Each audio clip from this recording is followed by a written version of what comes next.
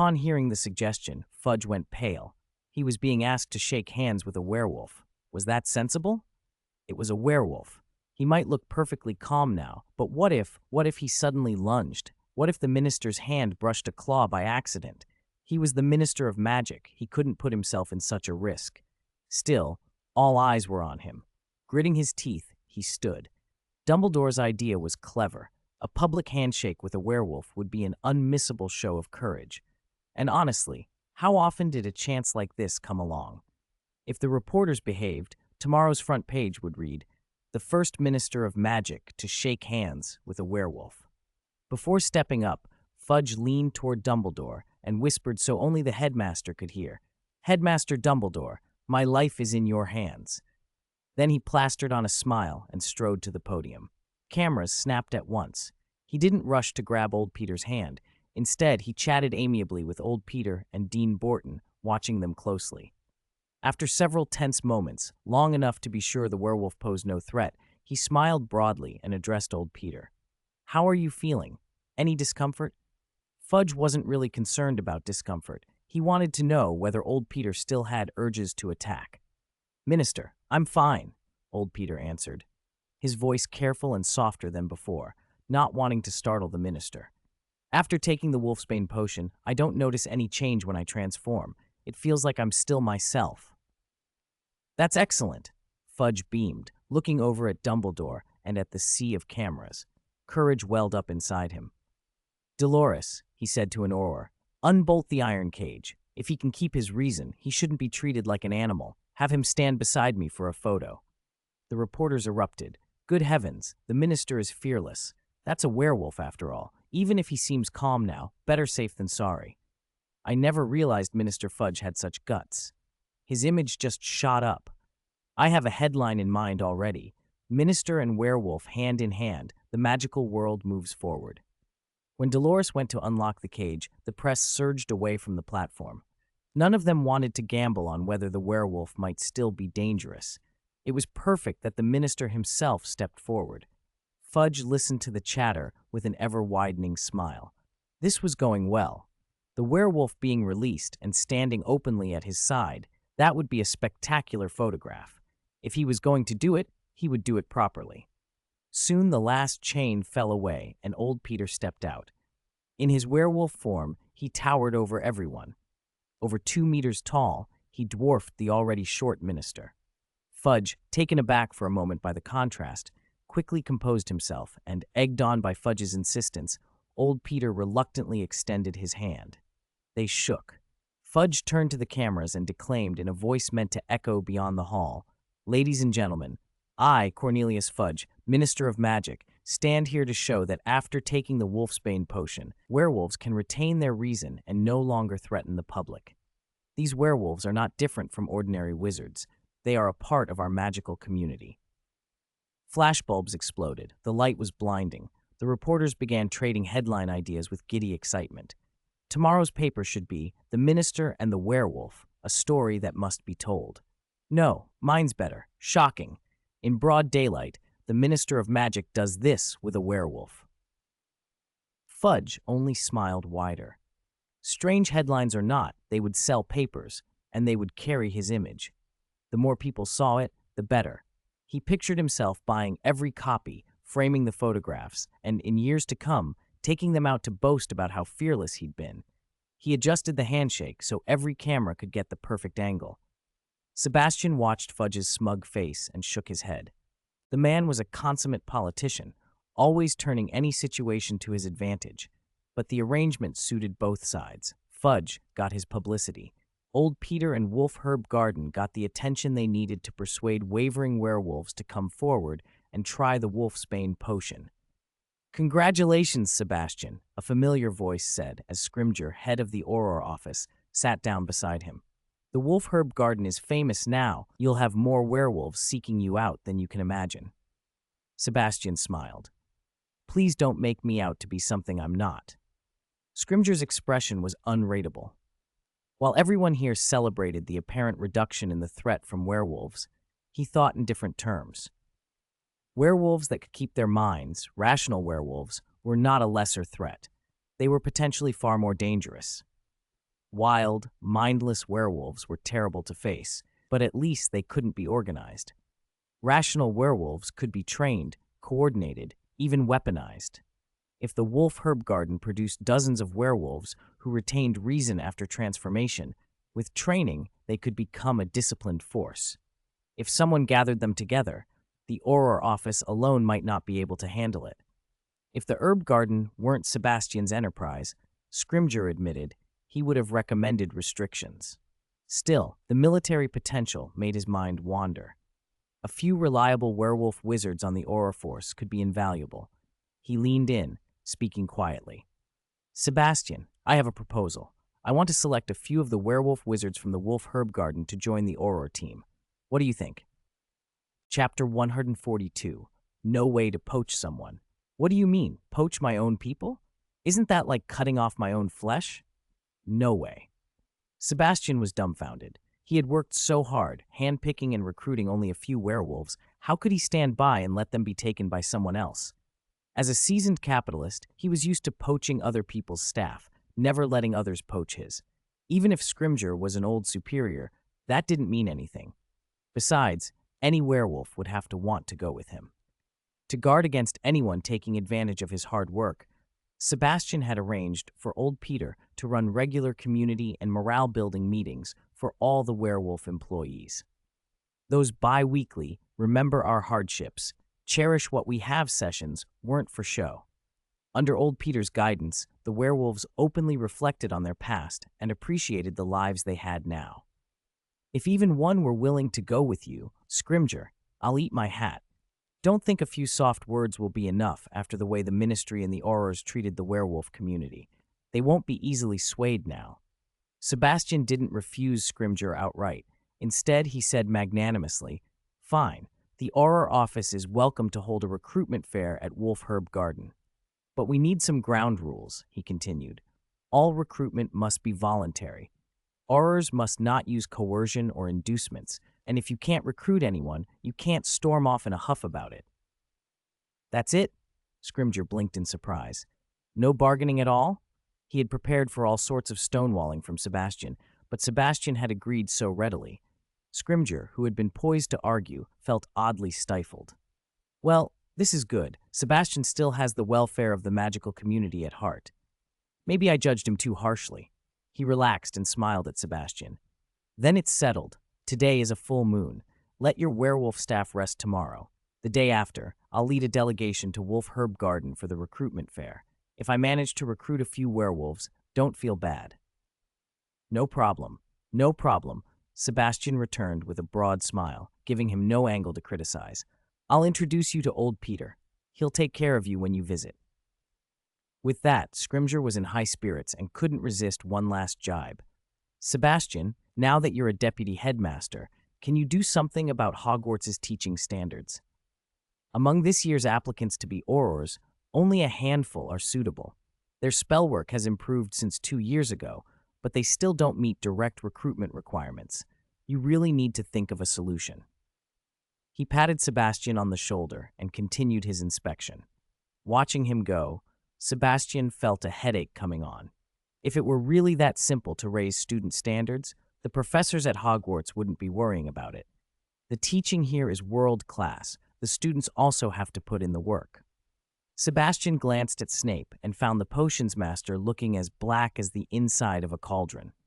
Oh dear, Snape was clearly miffed. When the new term began, he'd be even stricter. The students were in for a rough time. Still, the low qualification rate for Auror recruits was a real problem. Sebastian racked his brains for a solution. Then his face brightened. He had it.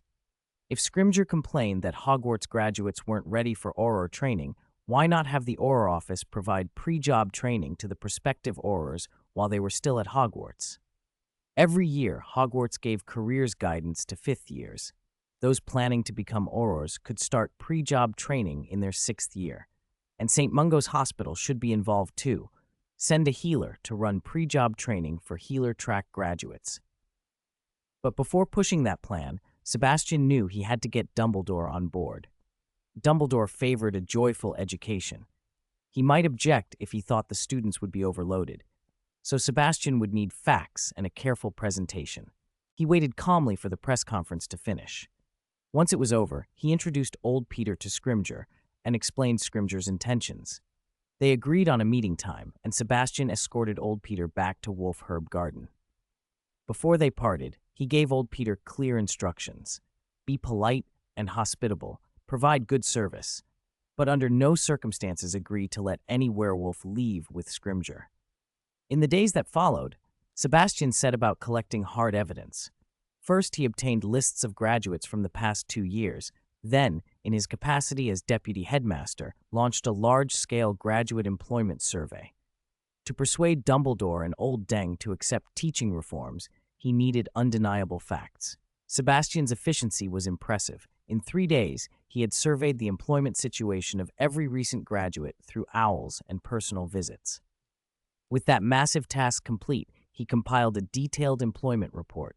No time was wasted. Using flu powder, he traveled to Hogwarts. Same routine as always, find Professor McGonagall and then bring her to Dumbledore's office. As soon as he stepped into the headmaster's office, he called out loudly, "Headmaster, stop lounging in the sun.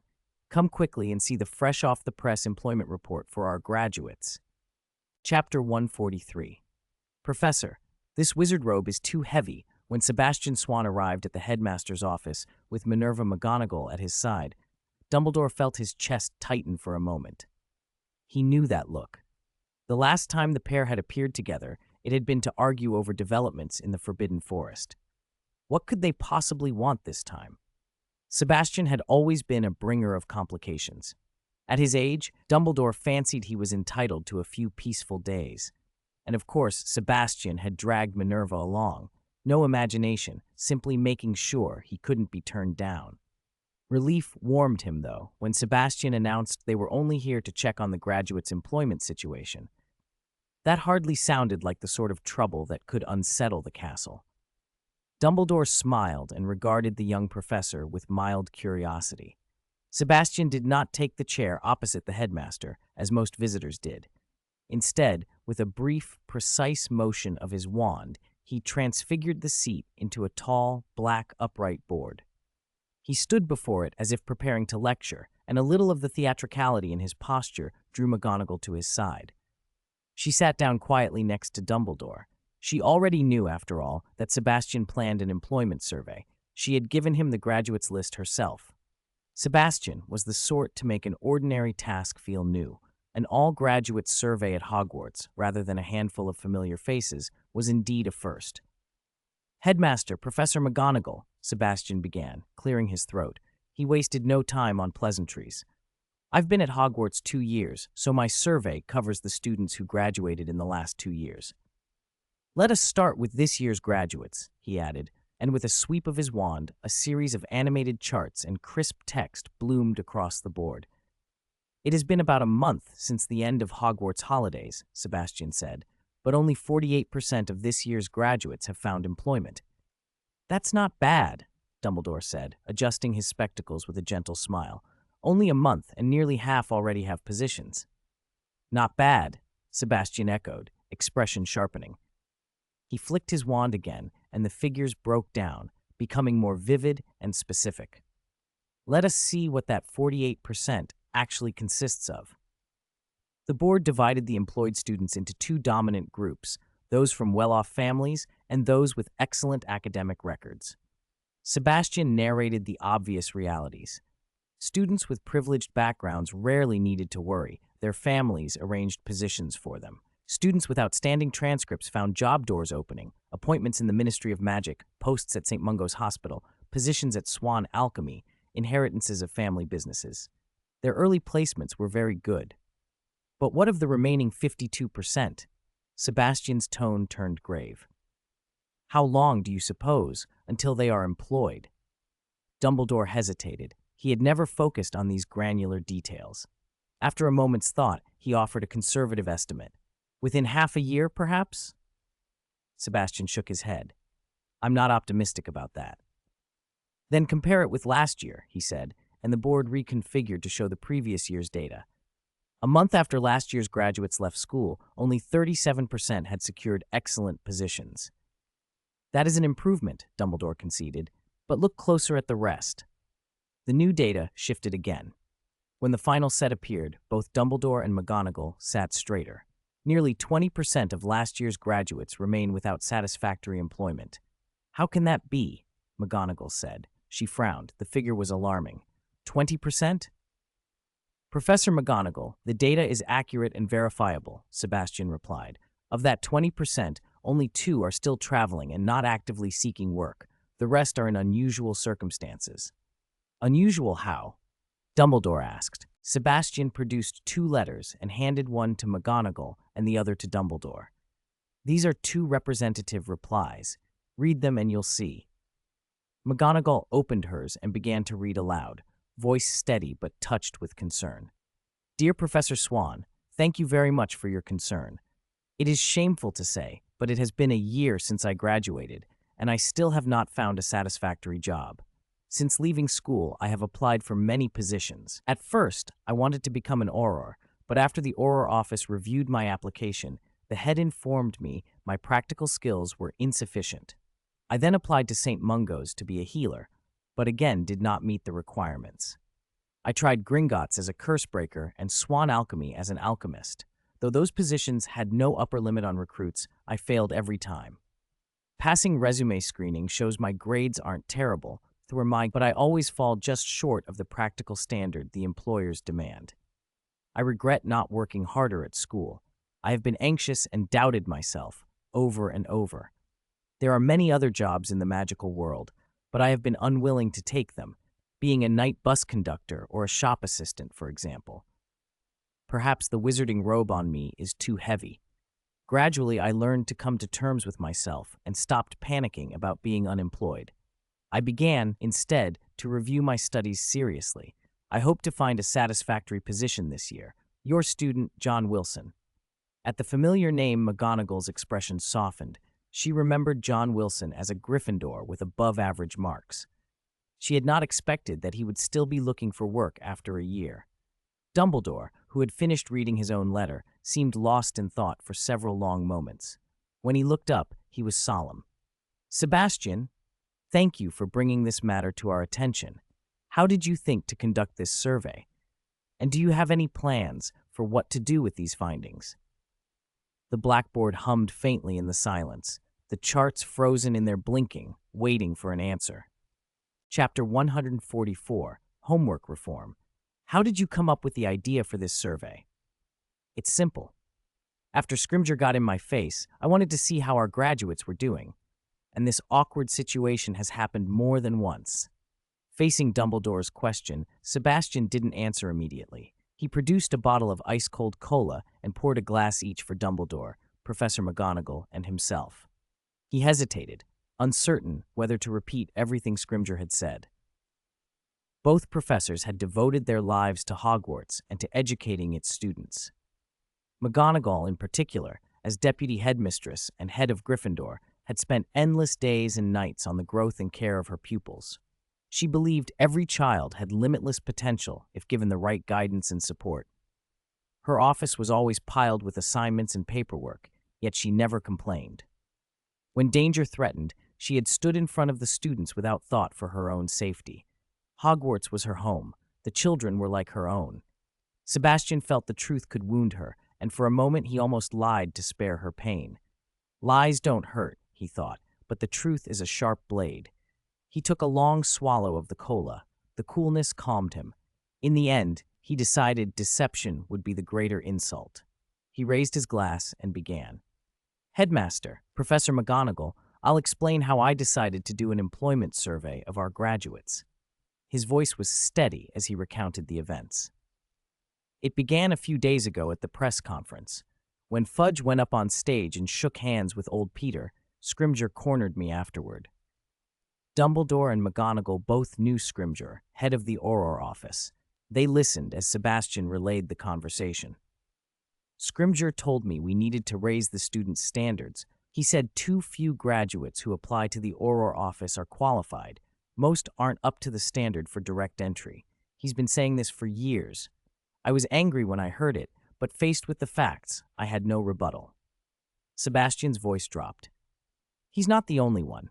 From what I've heard, St. Mungo's has similar complaints, that many of our graduates don't meet professional expectations. So I thought I should find out, how are those students who failed to secure jobs doing now? Have they found satisfactory positions? When the survey results came back, I was heartbroken. He sighed and pointed to the numbers on the blackboard, then fell quiet for a moment, helpless. He hadn't expected so many students to be stranded in the middle, neither top nor hopelessly bad, but not prepared enough for reliable employment. He understood their feelings. Everyone wants a good job, and many attractive positions don't set strict quotas or require fresh graduate experience, so students apply anyway. But the pattern showed a problem with basic standards. If those were solid, many would have found work on graduation day. As professors, we have a duty to help them, he said. McGonagall looked at the data, her expression heavy, then turned to him. Sebastian, you always have ideas. Tell us your suggestions plainly. I want to propose a modest education reform, Sebastian said with conviction. First, reform homework across subjects. We've always had essays from the first year on. Essays are good. They build independent learning, critical thinking, research skills. They help the gifted become outstanding, often into future leaders. But the gifted are a minority. We must also care for ordinary students. Their learning ability isn't as strong. They're not going to become research scholars. For them, practical skills and solid basics matter most. We should require hands-on mastery of core textbook material, charms from the textbook, potion brewing, herbology tasks, things actually performed rather than theorized. Students are naturally lazy, so assignments should be structured to assess practical mastery. To do that, I suggest we borrow from Muggle practice. Sebastian handed over several Muggle-style test papers. We can emulate these for homework. Multiple choice, true-false, fill-in-the-blank, and short essays to assess knowledge, retention, and understanding. For practical courses like Transfiguration and Charms, assignments can explicitly require practice at the dueling club with progress evaluated in the next lesson. Of course, he added, we shouldn't throw out essays entirely. Essays cultivate top talent. The balance between tests and essays should vary by year. Lower years have fewer essays and more structured tests. As students advance, the essay proportion increases. The exact implementation will need discussion among the staff. McGonagall nodded repeatedly. The idea could shore up basic knowledge while still accommodating both the exceptional and the average student. The drawback was the extra workload for professors having to create test papers, but if it improved standards, the effort would be worth it. Sebastian, this is an excellent and practical proposal, she said, eyes brightening. You said this was only your first suggestion. Don't leave us in suspense. Tell us the rest. When Professor McGonagall spoke up in his favor, Sebastian felt an almost fizzy relief, as if he'd just swallowed an iced cola. With her backing, the matter was already half settled. Old Deng, by contrast, stood silent and immobile, saying nothing useful, certainly not much of a cheerleader. Sebastian turned to McGonagall with a smile. My second proposal is to reform the exams. We all know, he went on, that for professors, exams aren't an end in themselves, but a way to check how much students have actually learned. They show students where they're strong and where they need more work. The goal isn't to pass papers, it's to learn. My idea is to divide each subject's syllabus into essential knowledge points and ordinary knowledge points. Dumbledore frowned. Isn't that a little utilitarian, grading knowledge like that? Are the ordinary points unimportant? You misunderstood, Headmaster. Sebastian explained patiently. Every year there are always a few questions on the exams that are essentially guaranteed. So why not be straightforward? Have the professors choose the key topics for the year and declare those to be essential. Then increase the number of essential questions on the final exam and tell the students during the course which parts are essential. If students know from the start what is absolutely required, they'll concentrate on mastering those parts as they go. They can leave broader review of the remainder for the run-up to exams. McGonagall's expression softened as she considered the idea. It was true that young wizards tended to cram in May, trying to recover an entire year's work in a month. If the crucial points were made explicit and learned gradually, revision would be spread out across the year. 5th and 7th year students would be exceptions. OWLs and NNUTs were governed by the Wizarding Examinations Authority. But for everyone else, this could change study habits for the better. If we do this, McGonagall said eagerly, we should be strict. Essential questions shouldn't be worth more points necessarily, but getting them wrong should carry serious consequences. If we tell students in advance and they still can't do it, that shows a lack of effort. And some of the essential items ought to be practical tasks, skills they will need after leaving school. Charms could require specific spells, potions specific brews. Practical competence matters. Excellent, Sebastian nodded. If essential knowledge simply counted as extra marks, students might only learn those bits and ignore everything else. What you're suggesting prevents cutting corners. The details can be worked out by the professors. I've noticed a related problem, Sebastian continued. McGonagall looked at him, curious. Most students are lazy most of the year. They can be diligent. Every May they work hard, but they're slack the rest of the time. We could learn from Muggles and introduce a midterm after Christmas to test the first half of the year's learning. That would let professors see who is falling behind and adjust teaching. For the 5 foundational subjects, Transfiguration, Charms, Potions, Herbology, and Defense against the Dark Arts, we could add regular short assessments. Quizzes every 2 months, or even monthly, would alert students to weak spots long before finals. These 5 subjects are crucial. If students master them, they'll be employable. Electives are mostly for breadth, and some, like divination, contribute very little to practical skills. McGonagall nodded, clearly in agreement. She had no love for divination, and she saw the wisdom of forcing consistent effort in the core subjects. One more point, Sebastian said, his tone turning serious. I want to require that students master 4 spells before they can graduate. Expelliarmus, Stupefy, Petrificus Tollus, and the Shield Charm. If possible, add Apparition as well. Graduation should require competence in these. Dumbledore's brow rose. Why those spells? The Shield Charm in particular is difficult. Many adult wizards never fully master it. Isn't that too harsh? Sebastian looked both professors in the eye. Because you know who has returned. At the name, McGonagall's expression tightened. Her gaze darted between Dumbledore and Sebastian, sharp and incredulous. She had only recently returned from Durmstrang, and had only then learned that a few students had been put in harm's way, sent to face Professor Quirrell, who was possessed by Lord Voldemort. It was an outrage. She opened her mouth to scold them both, to demand explanations, when Sebastian went on. Within 10 years, probably sooner, within 5, you know who will be active again. There will be another wizarding war. We can't broadcast that to the students, but we can prepare them quietly. They must learn means of attack, defense, and escape. He paused, letting the weight of it sink in. Headmaster, Professor McGonagall, does that reason seem sufficient? McGonagall's look hardened. Anger, worry, and a fierce, reluctant agreement flashed across her face. The room was silent for a moment as the implications settled around them like dust. Chapter 146, Young People Need More Experience. Sebastian's reasoning was hard to refuse. Once a wizarding war broke out, the students would be among the first to suffer. If they didn't practice now, it would be too late to learn spells properly when the fighting began. Sebastian's proposals covered offense, defense, and escape, everything essential.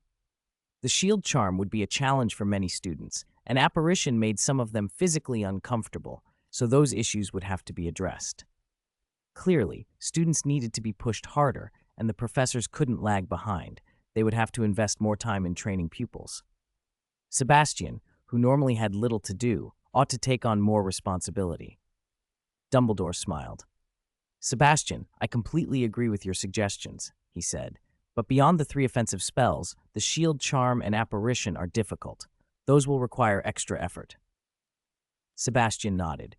We can teach apparition through the dueling club. I and a few other professors can begin instruction there. No need to wait for ministry officials. As for the shield charm, I recommend hiring the Weasley twins as assistant instructors for the dueling club. Their simplified shield charm is easy to learn quickly and can be a useful stepping stone to the full charm. Professor McGonagall can confirm this. At the twins' mention, McGonagall's stern face softened into a pleased smile. They were Gryffindors, after all.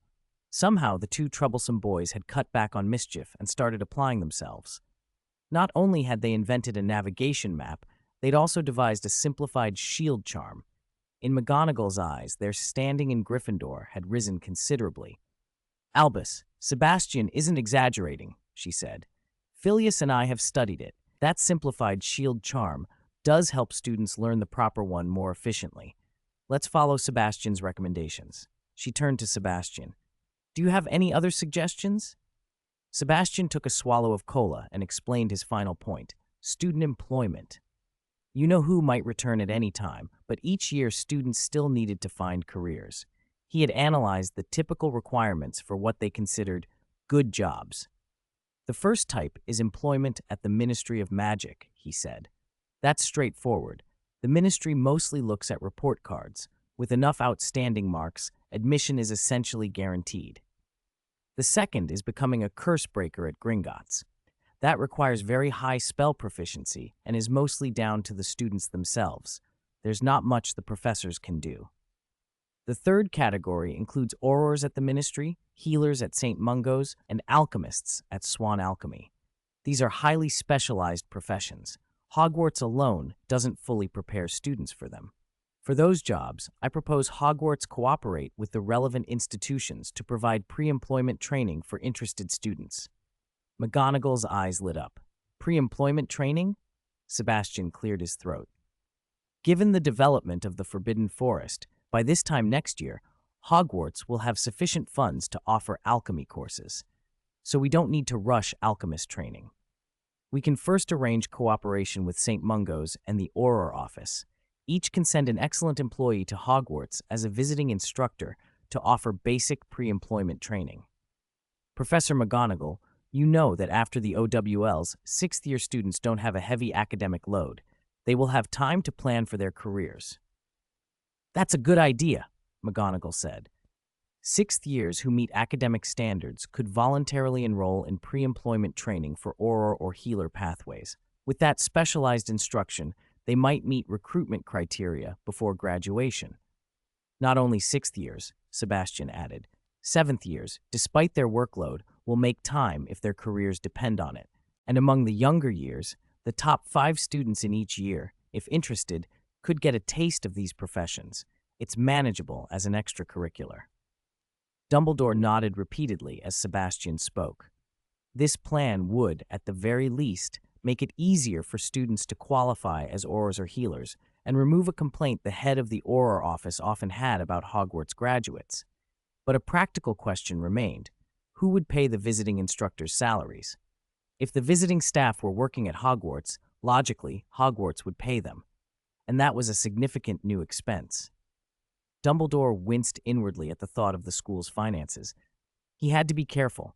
Hogwarts would need even more funds once the alchemy courses started next year. He remembered his earlier intention to give Sebastian more responsibility, and his mind settled on a practical solution.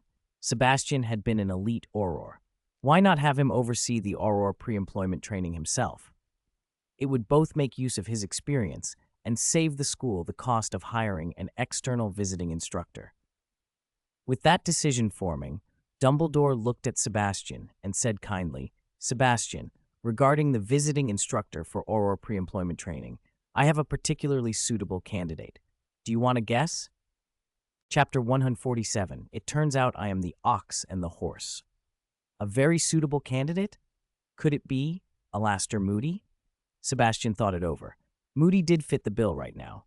He was a trusted friend of Dumbledore's, a retired Auror who could benefit from a return to work, and an experienced, formidable veteran of the Auror office. This was the man who always barked, "Constant vigilance." Sebastian was curious to see how far this elite Auror, who in the original timeline had been sidelined by Barty, would go as a teacher. Old Deng's question felt almost too easy. He took another sip of cola and answered confidently, "That would be Alastor Moody." Professor McGonagall nodded at the name. Moody would indeed be an excellent choice. The students would learn a lot from him. He did, however, seem to suffer from what Muggles called PTSD, always convinced someone was out to get him. Hopefully the children in the school would help ease that. She glanced at Dumbledore, about to ask after Moody's current situation, but stopped when she saw him shake his head with a smile. Wrong guess. McGonagall frowned. Dumbledore was being coy. When she noticed his denial, Sebastian was stunned. Not Moody? Then who else? There weren't many Aurors close to Dumbledore in the original story. Kingsley? But Kingsley was likely still undercover with the Muggle Prime Minister and wouldn't be free. Dumbledore had been looking at Sebastian for a while, smiling but with an unsettling calm that reminded Sebastian of how Dumbledore regarded the staff at Swann Alchemy, like sheep to be milked. The look chilled him. His heart thudded. Was Dumbledore aiming this suggestion at him? He hesitated, then pointed at himself. "Could you mean me?" he asked, unwilling to give up. "Sebastian," Dumbledore said, pleasure in his voice. "No one is more suitable than you. We trust your abilities. You know the students already, which saves the time of introducing a new professor and lets us get straight to training." McGonagall's eyes lit up. That was the ideal candidate. Diligent, good at teaching, and likely to already have a detailed training plan. Sebastian also had a private rapport with Scrimgeour. Having him on board would reassure the ministry. In short, Sebastian fit both Hogwarts and the Auror office's needs. She looked at him expectantly. "Sebastian, I think you should consider it. How about we finalize it now and issue the official letter? That way, you can contact Scrimgeour and finalize the cooperation." This was moving awfully fast. He hadn't even agreed yet. Sebastian rubbed his forehead. If it had just been Dumbledore, he could have kept a stack of excuses handy. Besides teaching Muggle studies, he also ran the dueling club and planned to start an alchemy club next semester to cultivate promising students. Adding Auror pre-service training would bury him. He wasn't Snape, who seemed to live to overwork himself and teach everything at once. But McGonagall had asked. At Hogwarts, refusing her was difficult. He sighed inwardly. It seemed he'd been maneuvered into volunteering. He squared his shoulders and said, "All right, leave it to me. I'll make sure it's done properly." Dumbledore and McGonagall exchanged glances and smiled in mutual approval. "Oh, by the way, Sebastian," Dumbledore added, "there's one more favor I need." He looked slightly troubled. "It's been a month since the holidays began, and no one has applied to be Professor of Defense Against the Dark Arts. I had planned to invite Lupin for a year, but he signed a magical contract to film a new series. His schedule is full until the end of the year. At the press conference, I thought Damocles might be suitable. Could you invite him to take the defense position for a year?" Damocles. Sebastian considered it. A distinguished Slytherin alumnus, strong and capable, he'd be more than adequate for a single year, so long as he didn't court death. Damocles had been researching ways to reduce the cost of Wolfsbane potion recently. That might make him reluctant to take time away. Still, there was room to maneuver. At the press conference, Damocles had gotten along well with Snape. Sebastian could use Snape as bait to lure him in. 2 potion masters together would be more efficient than one, and Damocles, a bit of a homebody, could benefit from the social exposure. "Consider it done," Sebastian said. "I'll handle it." He turned to McGonagall. "Professor, please issue the official letter. Give me 2 days, and I guarantee everything will be handled perfectly." Chapter 148. There is nothing wrong with hugging Harry's thighs. After Professor McGonagall's official letter arrived, it took Sebastian only a day to sign the magical agreements with the Auror office and St. Mungo's. The contracts laid out many specifics, including guest professors must teach not only theory, but also arrange practical exercises and simulated training so students can hit the ground running when they enter the workforce.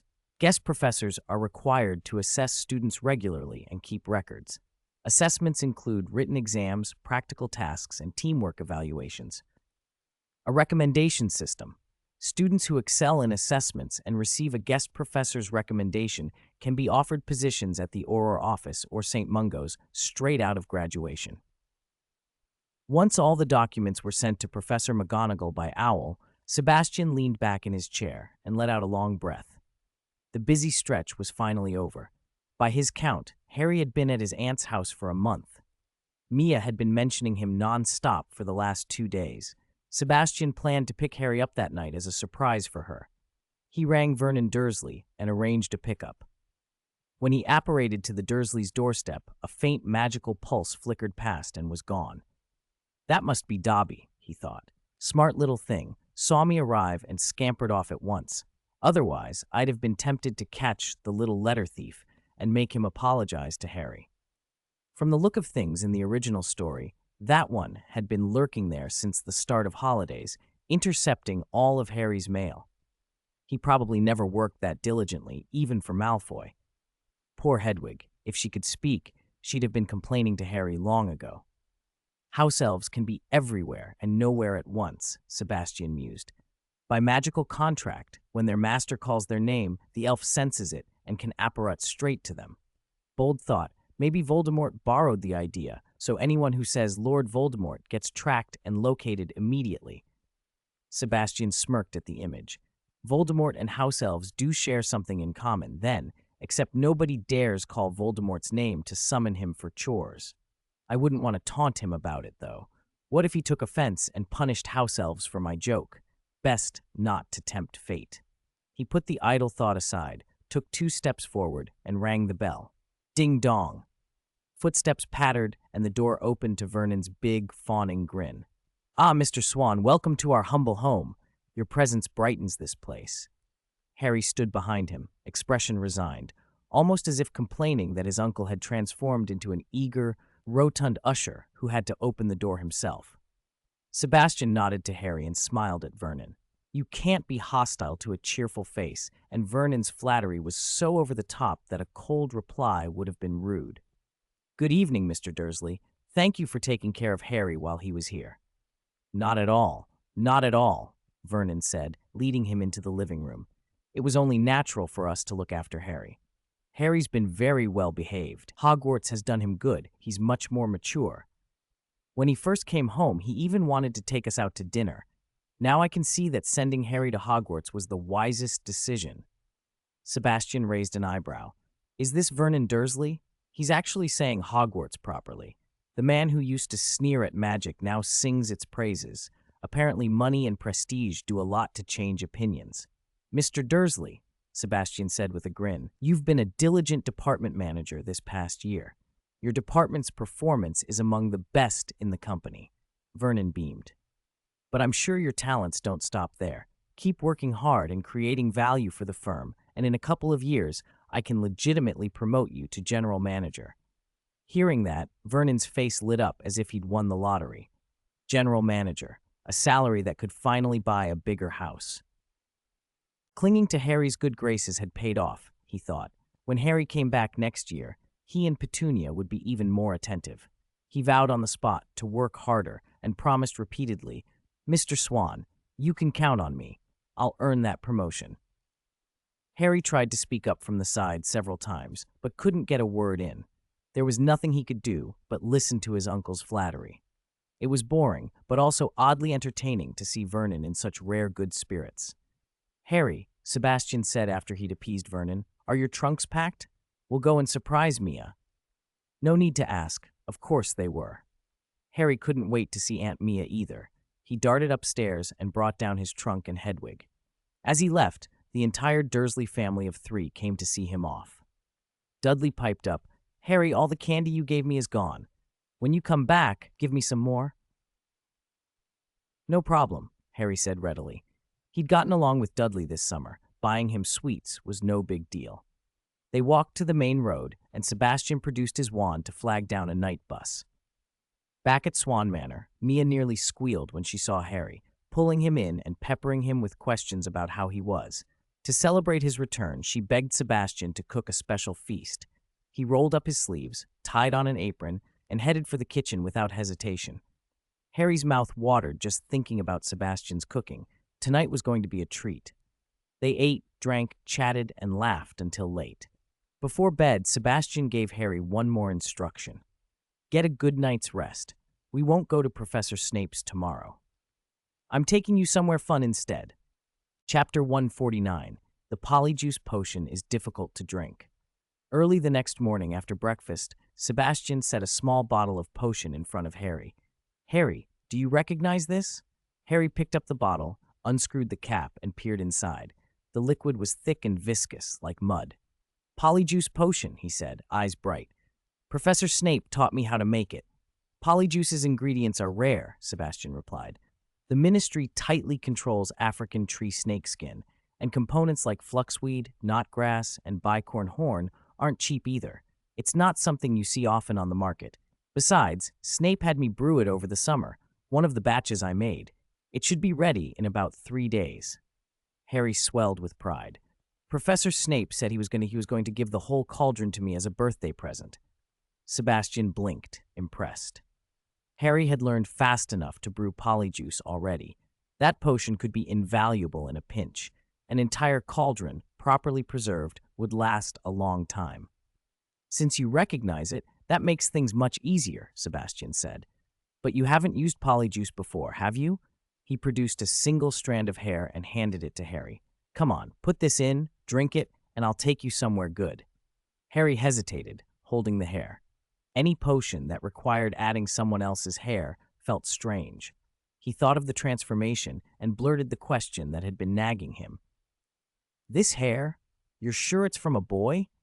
The strand was only 10 centimeters long, but Harry wanted to be certain. He had no desire to turn into a girl and wear women's clothes. If it was from a woman, he wouldn't go out with Sebastian, not a chance. Sebastian laughed out loud at the cautious question. The young man was clever enough to check. That sort of pedantic worry won't help you, Sebastian teased. Tell me this. If you were being chased by enemies and needed to use polyjuice to fool them, would you choose a girl's hair or a boy's? Harry stared. Sebastian loved to tease. Still, if he really were fleeing pursuers, turning into a girl might be the last thing they'd expect. Did that mean he should keep some women's clothes in his wallet protected by an undetectable extension charm?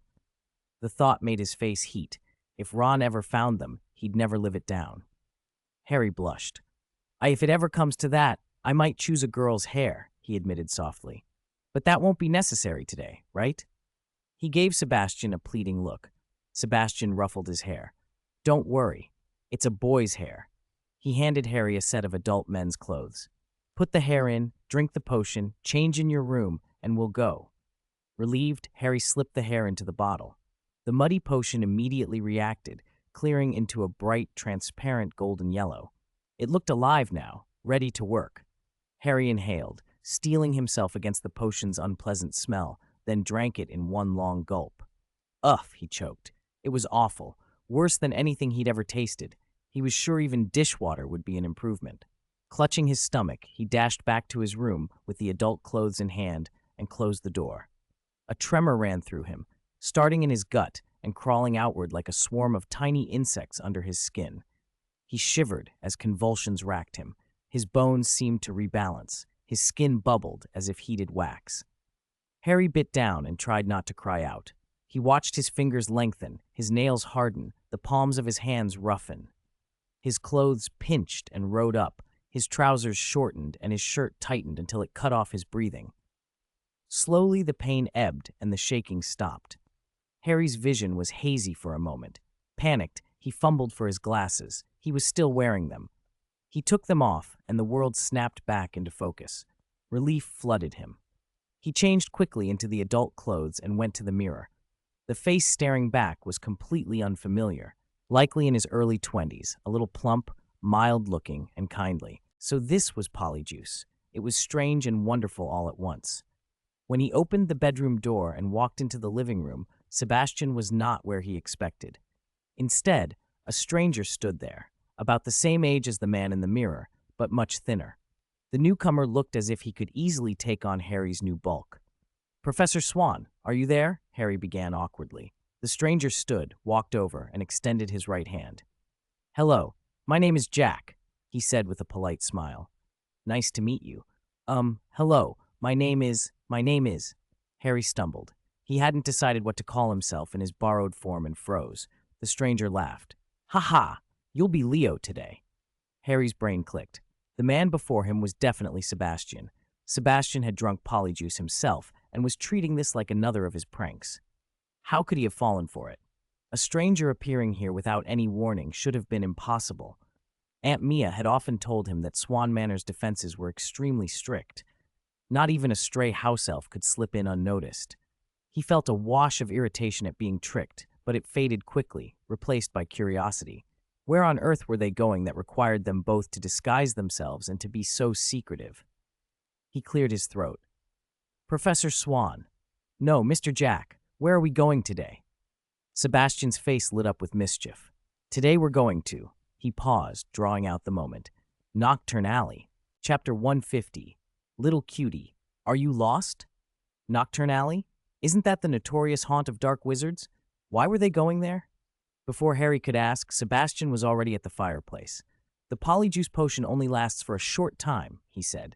Let's hurry. We can talk on the way. He gestured for Harry to step into the fireplace. First to Diagon Alley. We'll walk from there. A flash of green fire and Harry appeared in Diagon Alley. He had only stepped aside when Sebastian stepped out of the grate. Let's go, Leo, Sebastian said with a nod, signaling Harry to follow. Mr. Jack, Harry murmured, why are we going to Nocturne Alley? It's simple, Sebastian replied. I'm picking out a birthday present for you, an unusual alchemical item.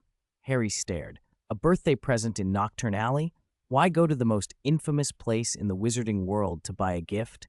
Didn't Swann Alchemy supply virtually everything? What could possibly require a trip here?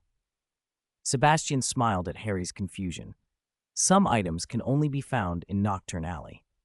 Like things refined with the dark arts? He added. Refined with the dark arts? Harry's chest tightened. He felt a reflexive unease. If he were an ordinary wizard, he might have stopped there. But his role as the savior meant he couldn't afford narrow judgments. He had to grow fast and use every tool available. As Sebastian put it, don't be too fastidious. Think about the enemies you may face. We need to use everything on the market that can make you stronger. I won't buy you anything with harmful side effects, Sebastian continued. And you're not a child anymore. It's time you saw the other side of the magical world, the parts that aren't all glamour. As they walked and talked, Harry calmed down and stopped resisting the idea. The bustle of Diagon Alley faded behind them, the cheerful storefronts giving way to a colder, narrower lane. The change in atmosphere hit him as they stepped into Nocturne Alley. The air was chillier, the streets tighter, the buildings mottled and sagging, dark green moss crawling up the stone walls. Worn signs creaked over doorways. Display windows no longer showed bright, flashy goods, but strange, unsettling things. Dark tomes, cursed tools, preserved creature specimens, and bottles of unsavory potions. Observe, Sebastian said. Perceive. Harry tried to do exactly that, but mostly he just felt like a tourist gawking at curiosities. A few traders called out, offering goods or, more suggestively, invitations to certain special places. They dropped the hint and moved on when rebuffed. Apart from the gloom and the odd, eerie shop, Nocturne Alley was less dramatic than his imagination had painted it. Still, Sebastian rarely did anything without purpose. There was something to learn here, and Harry watched more carefully. Their scrutiny didn't go unnoticed. In a shadowed doorway, 4 people clustered together and whispered. Harry found himself within earshot. Are you sure those 2 are easy marks? One asked. I've been in Nocturne Alley for over 20 years, another answered. I can spot a novice at a glance. The portly one keeps looking around like he's never seen the place. Fresh out of school, I reckon. The thin one seems calm, but he's leading him about, clearly not local. We can take them for a tidy score. Perfect chance, a third said. That portly one's being targeted by the old hag. Help her, and we'll get the other guy's scraps. As the 4 made their plans, an old witch stepped out from the opposite side of the lane. She grinned a toothy grin and lurched toward Harry, grabbing his arm. He jumped. Lost, dearie? First time in Nocturne Alley? Her voice was honeyed, like a neighbor playing the kindly matron. Need a guide? Follow me wherever you want to go. She beamed at him with yellowed teeth and started to pull him toward a dark side street. No, madam, I've no need. My companion knows the way. I'll follow him, Harry said, trying to sound firm. He tugged at her grip with his right hand, attempting to wrench free. To his surprise, the witch looked little and scrawny, but she was unnervingly strong. His hand slipped against hers. For a moment, he could not break free. He managed only to prevent her from dragging him off entirely. Sebastian was right there at his side. Harry's heart pounded, but he wasn't terrified, more confused. Why wasn't Sebastian stopping her? Had this been part of the lesson? Sebastian had said he wanted Harry to see the darker side of the magical world. Maybe he meant its people as much as its objects. So what now? Should he draw his wand and fire a spell at the witch? He hesitated. Acting rashly in front of Sebastian could be wrong. Doing nothing could be dangerous. His mind raced, every instinct screaming one thing while another voice, Sebastian's calm, measured voice, urged patience. Caught between impulse and obedience, Harry's hand tensed on his wand as the witch's grip dug in and the shadowed figures at the corner began to move. Chapter 151. The Magic World's 30 Years Old. Harry looked around and saw the other wizards hanging back, unwilling to get involved. A few men in tattered robes were squatting in a corner, sneering, like predators watching piglets about to be slaughtered. So this was Nocturne Alley's true face. Dark wizards really were terrifying. Harry glanced at Sebastian, looking for guidance. Sebastian, however, was already surrounded by 4 malicious-looking wizards who kept clamoring for money, even more menacing than the old witch beside them. Sebastian was surrounded. Was he done for? Before Harry could worry further, Sebastian's voice cut through, calm, but carrying a force that brooked no argument. I'll only say this once. Get out. The 4 wizards burst out laughing, and the onlookers snickered as if the man in front of them were a fool. Surrounded by the 4 of us, what can you do now, brother? One taunted. We only want to borrow some galleons. Don't be stingy, or the curses won't be merciful. Money's cheaper than trouble. Don't do anything foolish, another said. Why waste words? Just go for it. A short-tempered one finally snapped, flicking his wand. Stupefy. In Sebastian's perception, the spell had been cast almost lazily, like a snail's pace. He took a step, and the curse brushed past him, striking an onlooker instead. Since you've attacked, Sebastian said, his voice hardening, then all of you stay where you are. Magic rose from him like a swelling tide, pressing outward in waves. The would-be attackers' mockery died on their lips. One of them had been boasting, "Who do you think you are, Dumbledore?" But before he could finish, his expression froze in terror. The opposing magic felt like a giant wave, and they were the fragile boats on it, about to capsize. Panic crawled through him like a serpent. Sweat soaked his brow, his pupils pinprick small. Run! I can't apparate, he thought, mind blank with fear. He froze, unable even to cast another spell, and turned to flee. Before he could take a step, he felt his body lock up and pitched forward onto the cobbles. Petrificus totalis? This, wandless, non-verbal casting. He thudded to the ground in a heap. From the corner of his eye, he caught a glimpse of his companions and the old witch. None of them had escaped. They, too, lay stiff and prostrate. A small, ridiculous relief washed over him. Good, I'm not the only one hit. Whatever happens, I won't be alone. Sebastian stepped forward, flipped each of the fallen wizards onto their backs, then produced a bottle of draught of living death. He levitated it with his wand and administered a large gulp to each man. There, he said, these are our spoils of war. Let them sleep until we finish our shopping. Harry watched Sebastian's smooth movements, stunned. That was too practiced. Sebastian must have dealt with dark wizards like this before. With a few precise motions, he had incapacitated the lot. Harry felt as if he'd blinked, and everything had changed. Around them, the spectators were scattering, terrified, bolting like prey. Some shopkeepers were closing up their stalls as if a dragon were on the loose. They feared being eaten if they hesitated. Harry frowned. Mr. Jack, those shops, they're closing. Sebastian shrugged. They felt my magic. They're scared. Your magic? Harry frowned.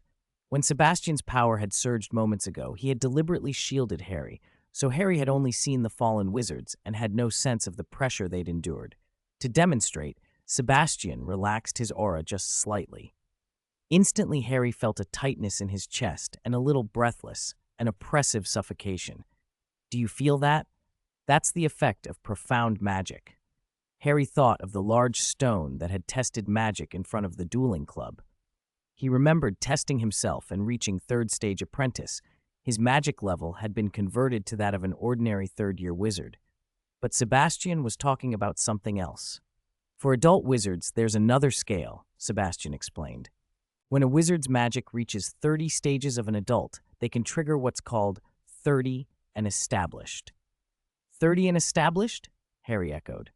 It means that when your magic reaches 30 stages of an adult wizard, Other wizards instinctively stand when they see you, Sebastian said with a faint smile.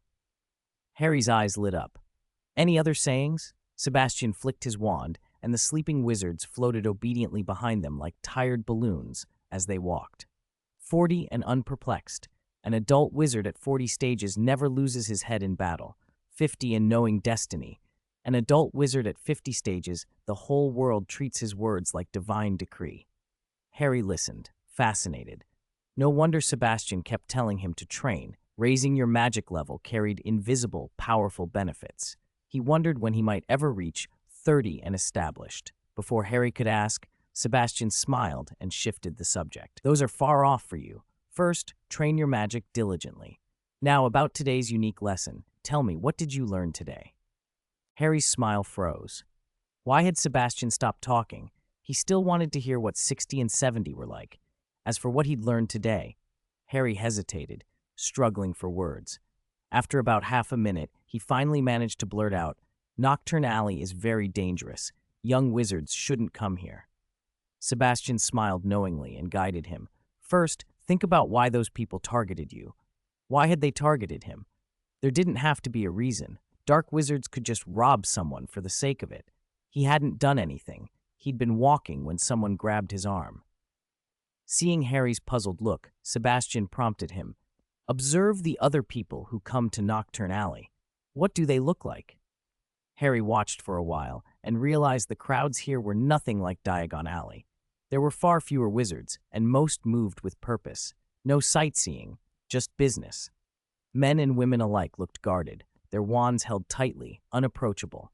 Some were completely swathed in robes, only their eyes visible, giving off an air of danger. Thinking back over his actions since entering the alley, Harry understood. "Mr. Jack, was I acting like a rookie? Did I look easy to bully?" "So those people targeted you," Sebastian said. "Quick thinking," he praised. He opened his hand, as if to ruffle Harry's hair, but seeing the boy's unfamiliar plump face, he abandoned the idea. "Whenever you go somewhere unfamiliar, stay alert and don't behave like a novice. Otherwise, the dark wizards will swarm like hyenas, sniffing you out. Our Nocturne Alley keeps an oppressive atmosphere. People walk in already on guard. But in some places abroad, dark wizards mix with ordinary wizards, and they pick off the new, rookie-looking ones. Once you're marked, you might lose your money or your life."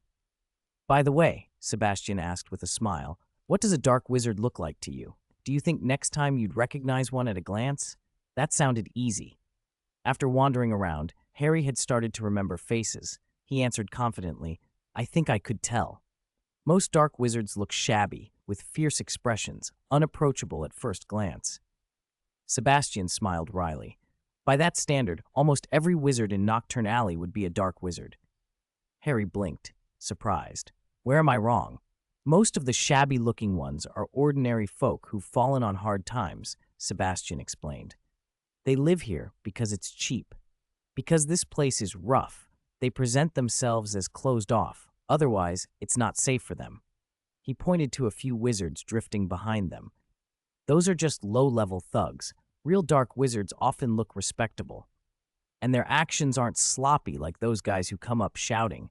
True professionals don't advertise themselves. So always be vigilant with strangers. Next question, Sebastian said as they walked on. If the same thing happens again, what would you do? Pull out my wand and warn them to back off, Harry answered hesitantly. How would you draw your wand? Which hand was grabbed? Right hand, Harry blurted. His right arm still ached. Why the obvious question? Then he saw Sebastian's half-smile and realized the catch. His right hand had been controlled, so he couldn't draw his wand. He felt foolish. Mr. Jack, if my right hand's held, I wouldn't know what to do. In that kind of situation, the best thing is to know wandless magic. Or train your left hand so you can cast with it. Of course, the safest option is to stay alert enough to avoid being touched in the first place. Harry nodded and ran through the plan in his head. In an unfamiliar place, don't act like a rookie. Make yourself look fierce and unapproachable.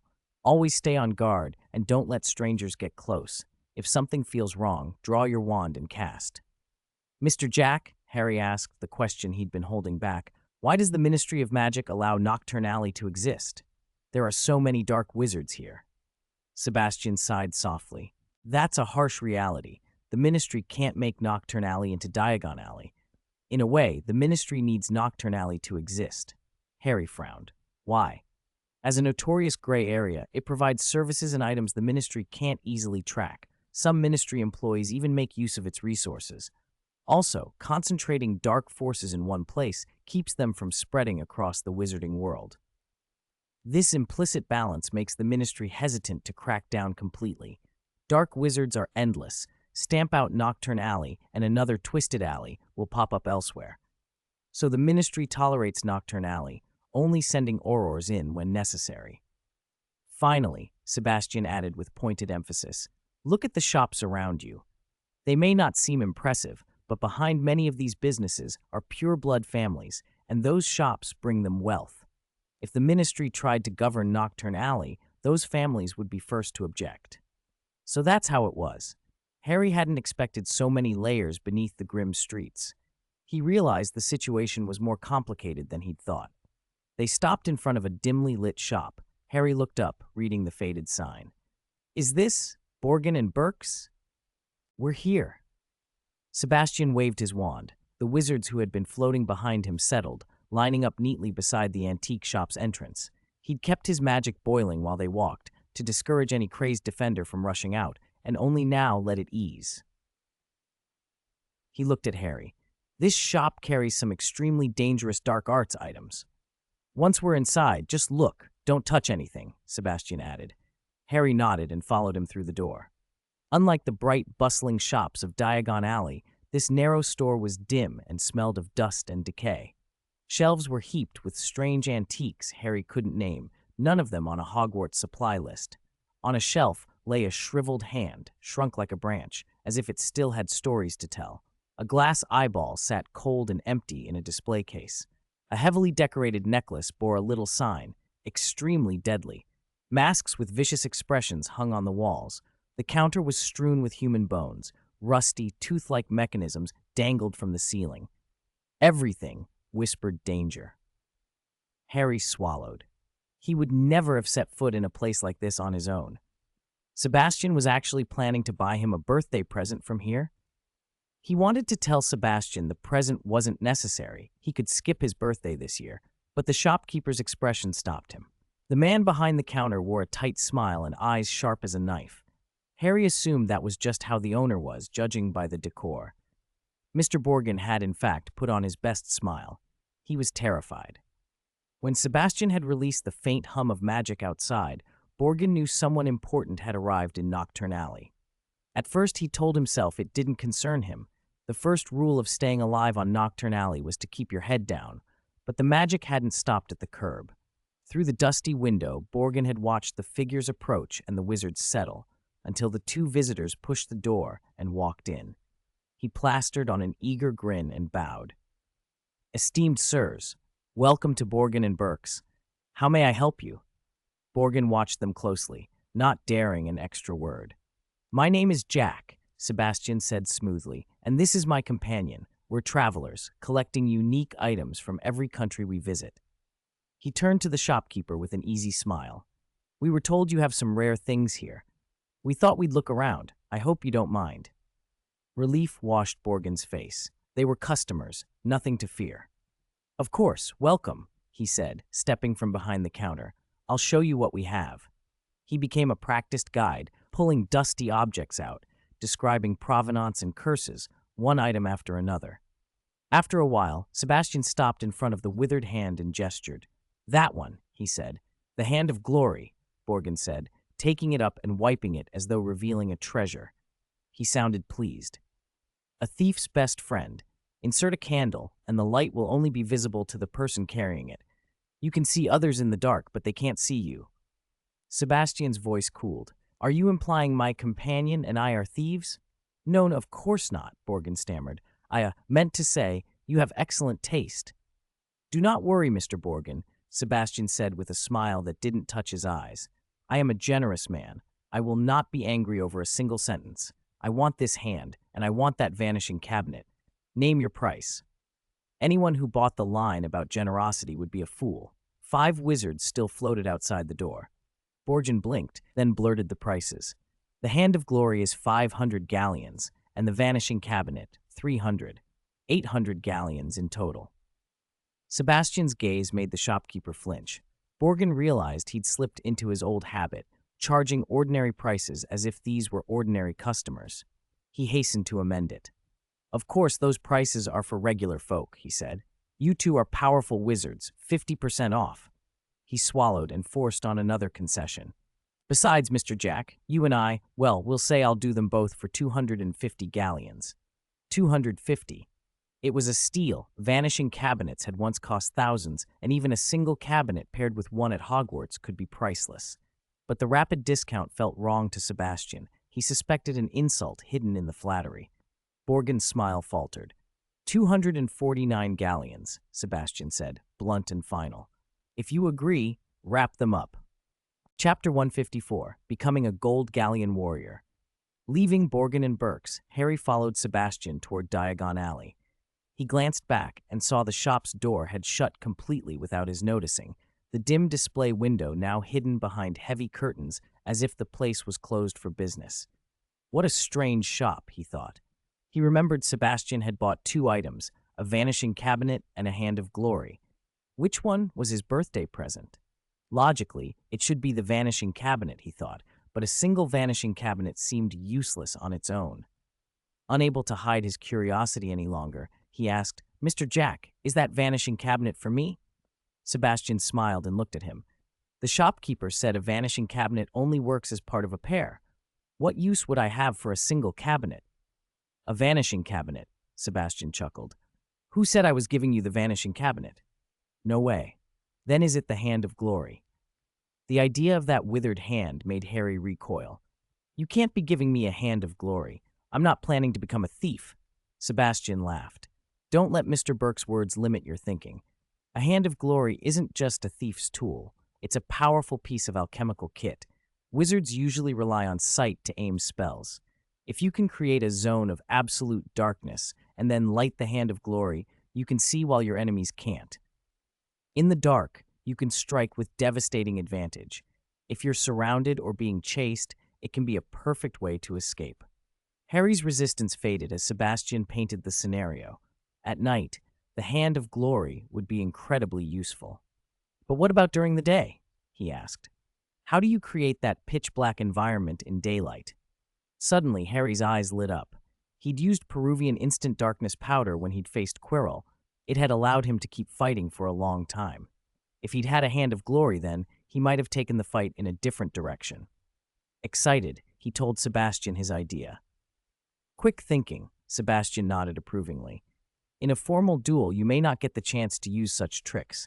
But outside school, those who think creatively, the so-called galleon warriors, often come out on top." That made sense. If he hadn't had a supply of Peruvian instant darkness powder, Quirrell might have caught him long ago. And each jar of that powder had a price, galleons well spent. Harry imagined how impossible a duel would be against someone wearing dragonhide and layered protections. Even an elite Auror would struggle. He asked again, "So what's the point of buying a single vanishing cabinet?" Sebastian's expression turned serious. "Its value is enormous. Hogwarts still has another vanishing cabinet that could pair with this one. A vanishing cabinet is a rare and powerful magical device. It links two cabinets so things or people vanish from one and appear in the other. It's a handy way to bypass protections and travel covertly." Back when Voldemort was at his height, many families kept pairs of vanishing cabinets to flee through when Death Eaters attacked. But the Death Eaters learned nothing from them and became enraged. Voldemort himself tracked down the alchemist who made them, killed him, and burned every scrap of his research. After that, they went out of public knowledge and nearly disappeared. Sebastian had wanted one for a long time. He wanted to understand the cabinet's principles and restore the design. His family used to own sets. His parents and grandparents each had them, and back when he was cocky, he'd tried to restore one. He hadn't been skilled enough and turned a perfectly good cabinet into scrap. Now he'd decided to restart his project, but to be safe, he hadn't told Harry all of his plans. He had only said vaguely, "I bought it for research." They continued on, nearing the exit from Nocturne Alley and the entrance to Diagon Alley. Harry pointed behind them at the two floating figures they'd left under watch and hesitated. "Mr. Jack, won't it cause a stir if we bring them into Diagon Alley like this?" "Don't worry," Sebastian said. "Aurors patrol near the Nocturne entrance all the time. We'll hand them over. They'll find them a place to stay and feed them." Holding the bounty his name had earned, Harry was stunned to discover the old witch was actually a wanted dark wizard. If money ever got tight, he thought with a sudden grin, he could moonlight as a bounty hunter. It was still early, so the pair strolled through Diagon Alley. Sebastian's polyjuice potion had been brewed strong enough to hold the transformation for at least 3 hours. They'd only been in Nocturne Alley an hour, so they had plenty of time. Sebastian already had next term's shopping list from Professor McGonagall, and they ticked off all the required items for the new school year. After buying a large bag of sweets for Dudley, Harry followed contentedly as Sebastian led him toward the fireplace in Diagon Alley. Seeing Harry's round, happy face, Sebastian grinned. "Harry, your birthday's coming up. Are you going to invite all your friends this year?" Harry felt as if his chest had been squeezed. It was hard to breathe. "No one's contacted me since the holidays started," he said, looking downcast. "I wrote a lot of letters to Hermione, Ron, and the others, and got no replies. Maybe they don't really consider me a friend." "There's no need to jump to that," Sebastian said soothingly. "There could be a misunderstanding. Perhaps someone's intercepted your letters." Harry almost laughed out loud. Letter thieves? Who would steal ordinary school correspondence? And why? Sebastian looked at him as if this were perfectly reasonable. "Don't believe me?" he chuckled. "We can use other means to reach them and clear it up." "What means?" Harry's eyes brightened. "Don't forget you lived in the Muggle world for quite some time before you became a wizard." "We can use Muggle methods," Sebastian smiled. "Hermione said her father's dental clinic is on the first floor of their house. Come with me to a Muggle post office and pick up a Yellow Pages. Find Mr. Granger's number, call the clinic, and ask to speak to Hermione." Hope flared in Harry's chest. They left the leaky cauldron, walked to a small post office near Charing Cross Road, and got a thick Yellow Pages. To save time, Harry begged Sebastian to apparate them back to Swan Manor. Soon he had the Granger Dental Clinic number and was on Sebastian's mobile. The line connected. "Hello, my name is Harry Potter. I'm Hermione Granger's classmate. Is Hermione home?" "Harry?" Hermione's voice was surprised and a little incredulous. She hadn't expected a phone call from him. "Harry, where are you? How did you get our number? And why haven't you written to me?" Her rapid-fire questions didn't annoy Harry. They made him happy. That she'd asked whether she'd failed to reply confirmed his suspicion. Someone had been stealing their letters. After he explained everything, Hermione understood immediately, though even she couldn't figure out who would bother stealing their mail. "All right," she said. "I'll explain it to Ron. He wrote to me a few days ago saying he suspected you were still trapped with your aunt and uncle and was planning to mount a rescue with the twins. Do you want me to tell him anything specific?" Hearing his friend's concern warmed Harry. "Yes, invite Ron and the Weasleys to my birthday party," he said quickly. "I'd like you all to come." Of course, Hermione was delighted. "It'd be an excellent reason to visit Professor Swann's house, too. I could ask some questions about my summer work while I'm there." "It's easy to get here," Harry said. "The night bus can drop you off at Swan Manor. Ron and the others can come by night bus or use flu powder. I was going to go to Ron's myself to invite them, but the polyjuice potion I'm brewing will be finished in 2 days, and Professor Snape wants me to monitor it. If you'll invite them, I won't need to make the trip." "Leave it to me, then," Hermione agreed. When they hung up, Hermione's delight faded into worry. Polyjuice potion, she thought, was complex, something not taught until the later years, and said to take at least a month to brew. Harry was making one now, under Snape's supervision, and living at Professor Swann's house where he could receive regular guidance? The thought prickled with self-reproach. She hadn't considered that students could brew potions off school grounds. She resolved to write to Ron immediately, summarize her questions, and ask Professor Swann for help, or ask Harry if she could stay at Swan Manor a few extra days. July 31st, 1992, Friday. Right after lunch, the doorbell at Swan Manor rang. Harry hurried to open it and welcomed Hermione inside. "Happy birthday, Harry," she said, handing over the present she'd prepared.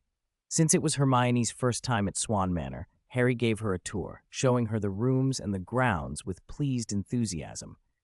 When the tour ended, Hermione produced a small notebook and in that familiar, methodical way began firing questions at Sebastian one by one. By the time he'd answered them all, the house felt lively and bright with conversation. The Weasley boys, who were already familiar with Swan Manor, arrived and immediately joined Harry in the game room. Shouts and laughter filled the house. Sebastian spotted Percy sitting apart from the pile of younger brothers, watching them with a more reserved smile, and led him to the study.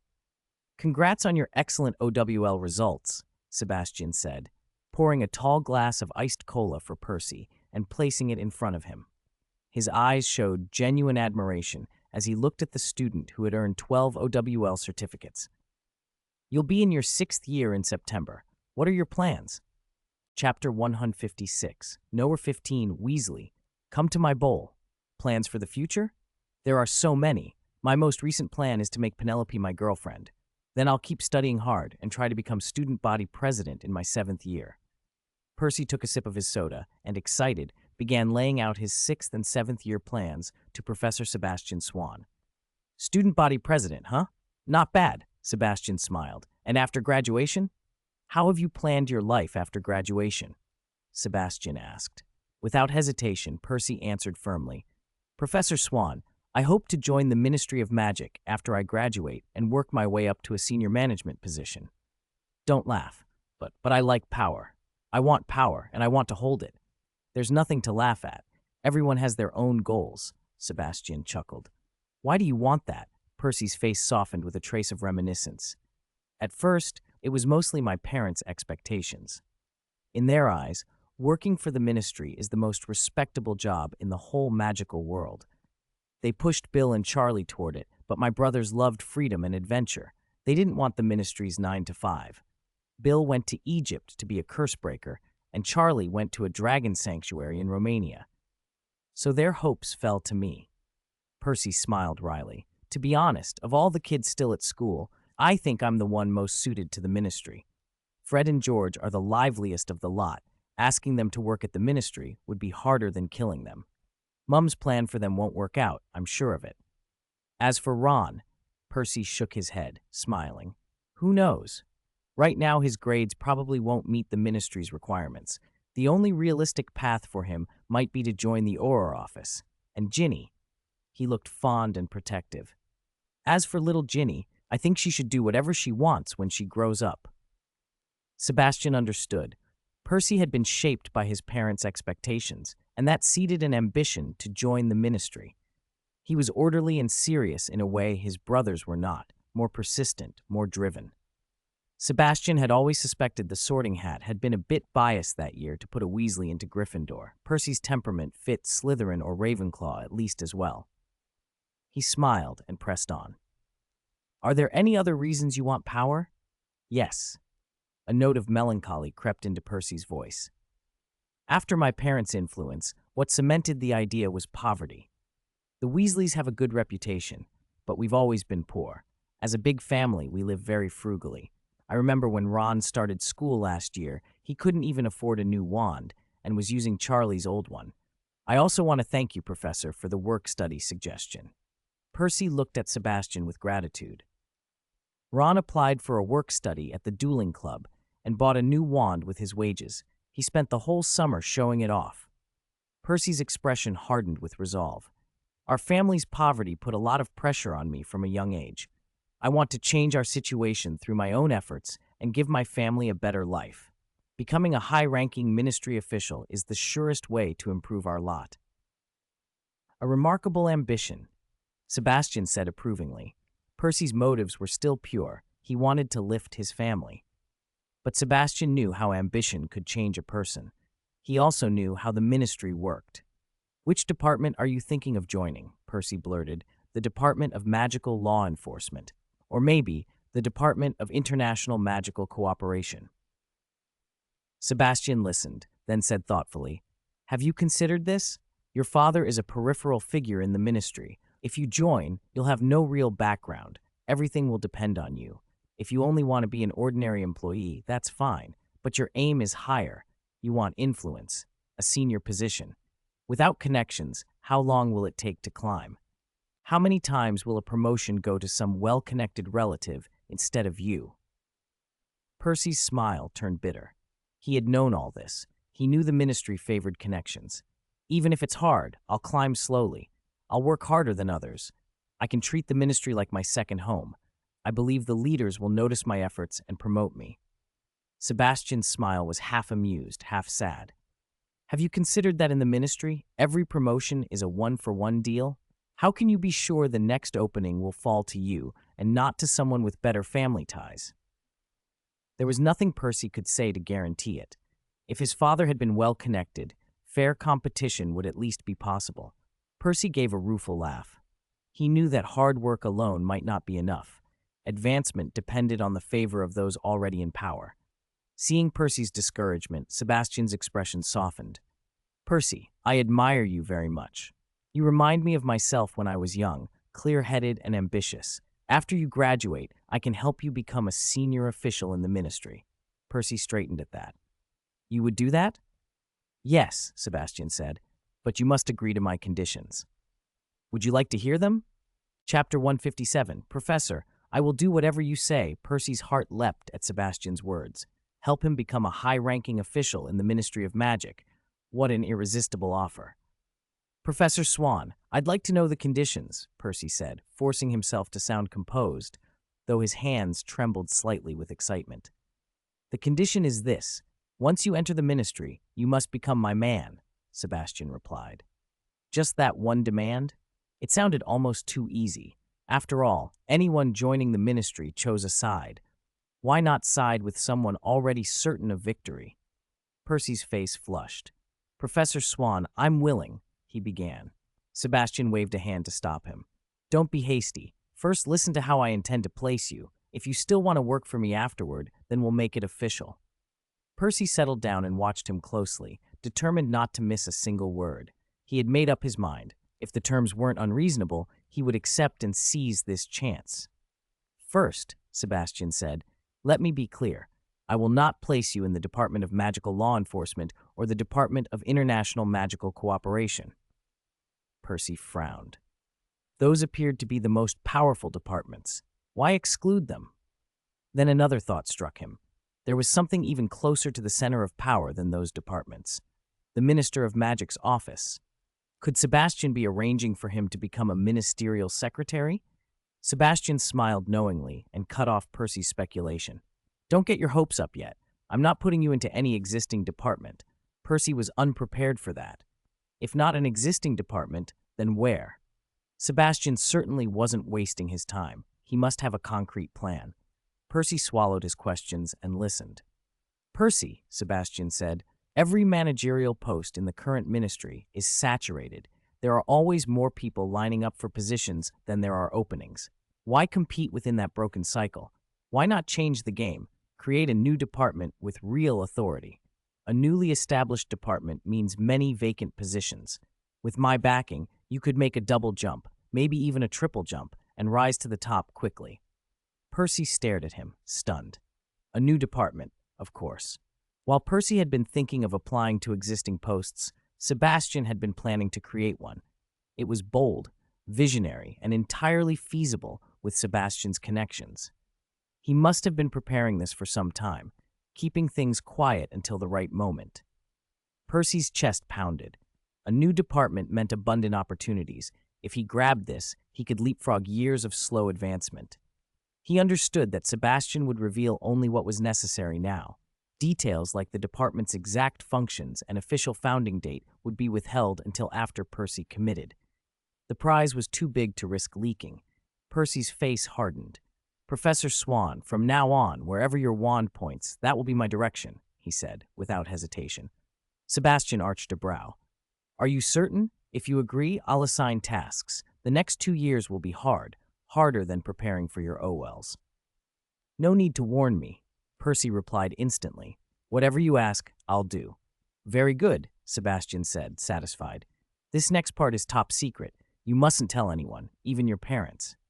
After Percy made that silent pledge, Sebastian continued. "The new department will be called the Ministry of Finance. We aim to establish it officially in 2 years. The magical world is severely lacking in this area. For the next 2 years, you should drop all electives except the 5 core subjects. Focus solely on acquiring the relevant expertise." "You'll need to learn Muggle knowledge," Sebastian said, producing a letter of introduction. "Take this tomorrow. Go into the Muggle world and find Mr. White at the address in this letter. He will introduce you to a Muggle professor who will tutor you one-on-one and design a 2-year study plan tailored to what you'll need. You'll study with that professor until the new term begins. If your family questions why you're spending so much time away from magical studies, tell them I've taken a liking to you and invited you to intern at Swann Alchemy. As for expenses, don't worry. Anything you need during this period will be paid for by me. You must focus only on studying." Sebastian's expression grew serious. "Don't think it'll be easy. This workload will be the equivalent of 4 years of ordinary Muggle study compressed into 2. You'll undergo regular assessments by the Muggle professor. Fail those assessments, and you won't qualify when the Ministry of Finance is formed. Can you handle it?" Completing the equivalent of 4 years of study in 2, while keeping up with his NWT preparations, was daunting, but it was the Ministry of Finance. Percy could not pass up the chance. He squared his shoulders and said firmly, "No problem, Professor Swann. I'm confident I can do it." Sebastian smiled and produced 2 glasses of red wine. He lifted his glass toward Percy. "To the future Minister of Finance of the magical world. Cheers!" Chapter 158, Visiting Professor. Is it you? By the time Sebastian and Percy emerged from the study, all the guests had arrived. The Weasley kids had surrounded Lupin, peppering him for spoilers about the new TV series. Their mother was a huge fan of the Wandering with Werewolves show, and in just 1 month of vacation, they had already rewatched the old seasons with Mrs. Weasley countless times. Mrs. Weasley was desperate for the new series to begin filming, and now that one of the main actors was under their roof, the children were determined to extract every detail. Bound by a non-disclosure agreement, Lupin stammered and made awkward, evasive hand gestures as he fended off their questions. When Percy reached the living room and took in the chaos, his face darkened. He hurried over and shooed his younger brothers away, rescuing Lupin from their siege. Ginny lingered, unwilling to leave. She looked up at Lupin and asked sweetly, "Mr. Lupin, you and Lockhart work well together. Could you please help me get an autograph from him? My mother likes him very much." Before Lupin could answer, Fred shot in. "Ginny, you don't need to trouble Mr. Lupin. Getting Professor Lockhart's autograph is easy." George chimed in. "That's right. You'll see him when school starts. He'll be supervising the new students' essays. You can ask him in person then." Percy flushed. Last year, his brothers hadn't even thought to ask Lockhart for a signed photo for their mother. Ginny had been more considerate. It was inexcusable. By the time the opening feast rolled around, he decided each sibling would go ask Professor Lockhart for an autograph, one for every member of the family, to make their mother truly happy. Everyone talked and laughed late into the night, giving Harry a particularly lively birthday. Happy times, however, are always short-lived. Early the next morning, most of the guests departed Swan Manor, except for Hermione. She had asked Harry to get Sebastian's permission to stay an extra week. After learning that underage wizards could use magic freely in wizarding communities and that Harry was about to begin spell training, she wanted to remain at Swan Manor until school started. Sebastian had spoken with her parents and agreed to a week. Without that arrangement, she might well have tried to stay longer. Ron had considered staying too, but when he heard that Harry and Hermione were going to undergo spell training, he dropped the idea and unhesitatingly followed his brothers home. Days slipped by, and before they knew it, Hogwarts term began. On the first day, Swan Manor mobilized everyone once again, and they all arrived at King's Cross together. In Mia's words, it was part of the semester's ritual. To prevent Dobby from causing mischief, Sebastian and Mia personally escorted Harry onto the Hogwarts Express. With a final whistle and a plume of steam, the Hogwarts Express pulled away from platform 9 3/4. Watching the train recede, Sebastian slipped his arm around Mia, and they walked toward the station exit together. Mia, let me ask you something, he said. Do you know which healer St. Mungo's has sent to Hogwarts as a visiting professor? I've been busy training Harry and haven't had time to check with Professor McGonagall, Mia replied, smiling. But that candidate was chosen a while ago. Sebastian pouted. Dean Burton is unfair. He didn't even send me a letter about it. After all, I was responsible for signing off on this project. Is it a man or a woman? Do I know them? He asked, curious. If it's someone difficult, I'll have to figure out how to work with the new colleague. Mia chuckled and decided to tease him. Not only do you know them, she said, grinning, you're very familiar with them. Guess who it is? You're kidding, Sebastian muttered, trying to recall faces from the hospital. One of your colleagues? I wouldn't pick any of them. Half are gossipers, the rest are blunt or quiet as stones. Letting them be visiting professors would be a disaster for the kids. I won't guess anymore. Tell me who it is. Mia's smile broadened. I won't tell you. You'll find out at the opening feast. If she wouldn't say, then fine. Sebastian pictured every possibility, except one. A sudden hitch in his breath made him stop. Very familiar. Mia, he began slowly. Don't tell me the visiting professor is you? Makes sense, doesn't it? Mia beamed. As soon as Dean Burton announced it at the hospital, I put my name forward. I beat out several applicants for the position. She added with a playful, conspiratorial look. I specifically asked Dean Burton and Professor McGonagall to keep it a secret from you. Surprised? Not what you expected? From now on, we can go to work together and come home together. So, Professor Swann, please look after me. She floated off like a happy butterfly toward the station exit.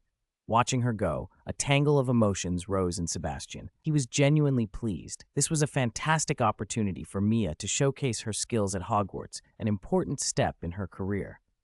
Yet beneath that joy sat worry. Hogwarts was rarely peaceful. Dangerous incidents cropped up every year, and this term's basilisk threat had been particularly menacing. Being a visiting professor there would be far from the relative safety of St. Mungo's. He hurried after her, calling as he ran, Mia, wait, we need to talk about this again. Mia, don't walk so fast. Mia, Chapter 159, Auror Training Class. Harry's thoughts were still reeling when Dumbledore announced the start of the feast. Who would have guessed? He'd said goodbye to Aunt Mia that morning, and now she was sitting at the staff table that evening. It was completely unexpected. Aunt Mia had never once mentioned all summer that she'd be coming to Hogwarts as a visiting professor. Even if she was only a guest lecturer, she could at least have given them a heads up. Then they could have had a proper celebration back at Swan Manor. Harry stared in disbelief as he walked into the Great Hall and saw her. If Hermione and Ron hadn't confirmed it several times, he would have assumed it was someone who only looked exactly like Aunt Mia. He shuffled food into his mouth mechanically while the hall buzzed with chatter. What, that beautiful professor is Professor Swann's wife? Are you sure? Someone whispered. Of course I'm sure. Didn't the headmaster address her as Professor Swann? From now on, there'll be 2 Professor Swanns at school. The older girls immediately filled with gossip. How is she so young-looking? She looks like she's not even 25. Is Professor Swann robbing the cradle? That's ridiculous. Professor Swann looks young too, perfectly matched. They were in the same year. Really? Another girl's eyes widened. I heard Professor Snape and Professor Swann were classmates. A ripple of gasps went through the younger students. So Professor Swann, Mrs. Swann, and Professor Snape were all in the same year? Then why does Professor Snape look older than the other 2? Shh! Do you want to get a detention? How dare you speak ill of a professor? Haven't you seen how dark Professor Snape's face always looks? It would be dark if someone kept doting on you all the time, too. You've said enough. Professor Snape cleans up well. He looks handsome when he wants to. Harry had no patience for the gossip. His mind was on the Auror pre-job training. As the third-place finisher in last semester's finals, he qualified to take it. Sebastian had been adamant over the summer that Harry must enroll in his Auror class. He nudged Hermione and whispered, Hermione, are you going to do the Auror training? No, Hermione shook her head. I'm not really interested in becoming an Auror. If I had to choose something, I'd rather try Mrs. Swann's healer training. But it's too soon for that. We're only second years. There's a lot of basic stuff we haven't learned. If we went now, we might not keep up. She glanced at the gossiping classmates and frowned. I'm more worried about the exam reform. The headmaster said after the Christmas holiday we'll have an extra midterm. And if you fail a required question, you'll have to retake the exam. I'm going to draw up a detailed revision plan. Harry, Ron, you two have to follow it exactly. Ron, who was concentrating on a chicken leg, choked on it for a moment. Hermione, come on. We haven't even had one class and you're already planning revision? There's no need to panic. The headmaster said required questions are usually practical spells. The professors will tell us what to expect in the first class. If you practice for half a year or a year, anyone who still fails will have only themselves to blame, Ron said, swallowing the last of the drumstick and taking a huge gulp of pumpkin juice. The next day, Harry was the first to arrive at the Auror training classroom. Students trickled in until there were more than a dozen, mostly 6th and 7th years. Only 2 younger students had signed up, Cedric Diggory from the 4th year and Harry himself. Most students preferred to wait until their 6th year to start this sort of training. Before the bell rang, Sebastian strode in and took the podium. He smiled at the assembled students. According to Auror office regulations, the content of our training must not be disclosed in any form. He flicked his wand, and a stack of contracts slid precisely in front of each student. Before we begin, everyone must sign a magical agreement.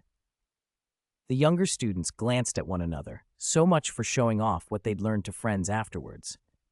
Harry read the agreement carefully, then picked up a quill and signed. When Sebastian had collected the contracts, he addressed the class. To become an Auror, you need more than raw combat ability. You need a sharp mind. He paused. Which of the two do you think is more important? A student shot his hand up immediately. That's easy. Combat ability. No one can be an Auror with weak combat skills. I disagree, another voice said. A clever mind matters more. Dark wizards are cunning. If you only rely on fighting skill, you can be tricked into a trap. The debate grew lively. Harry thought about his own experience in Nocturne Alley over the summer and felt combat skill mattered a great deal.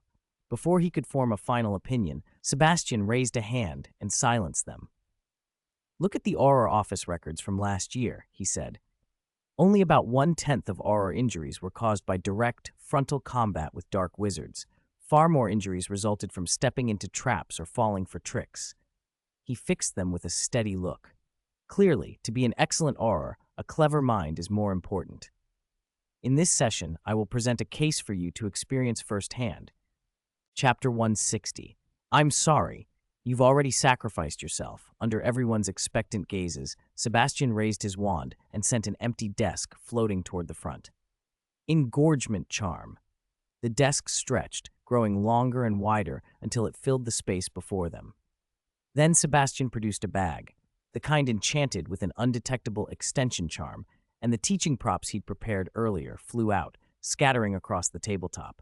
When Aurors apprehend a dark wizard, he told the class, they search his personal effects. He smiled at the students. Now I am the caught dark wizard, and these items were recovered on me. Your task is to inspect these items personally, assess their level of danger, and write down the reason for your judgment. There are 3 levels: extremely lethal, dangerous, and ordinary. Label items bearing curses as extremely lethal, objects with special effects as dangerous, and items with no effects as ordinary. If you can identify the curses or special effects, you'll earn a high score on this test.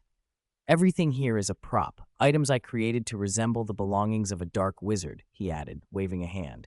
So you won't be in any real danger. You don't need to worry about your safety. He produced a stack of forms and, with a precise flick of his wand, guided one into each student's hand.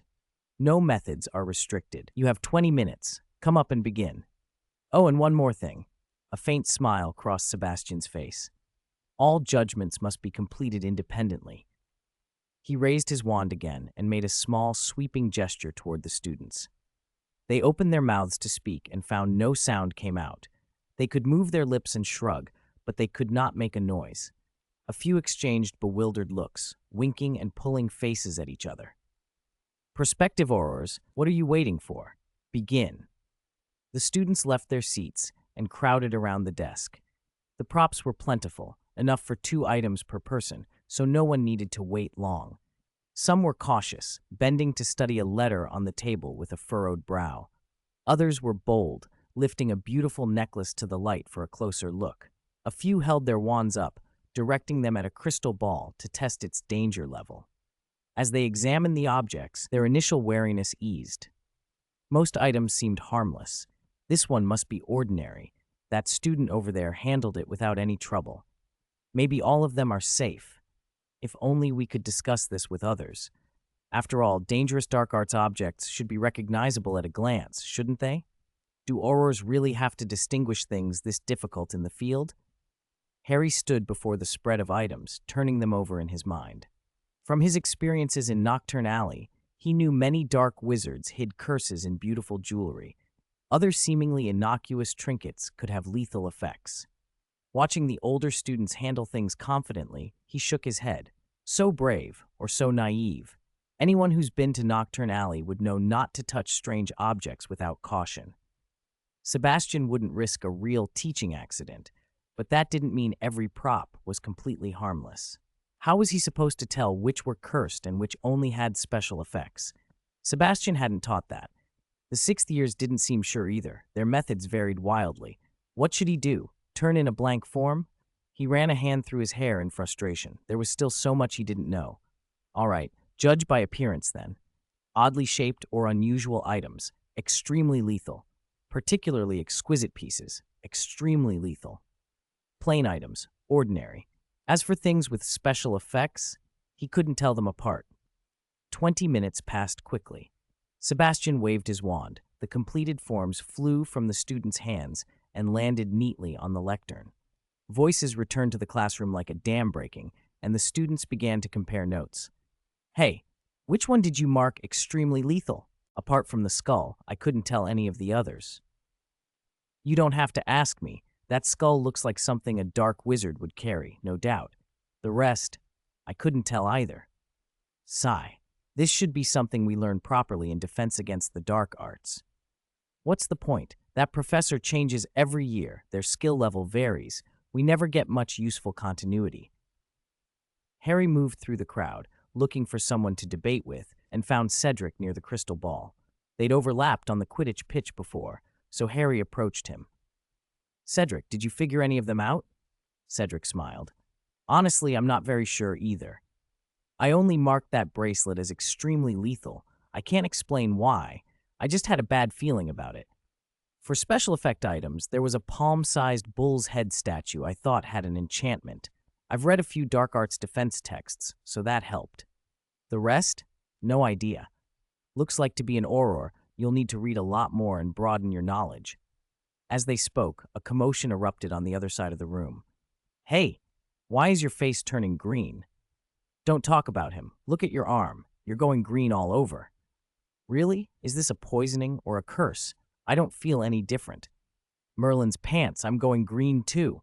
Didn't the professor say there was no danger? Harry and Cedric turned.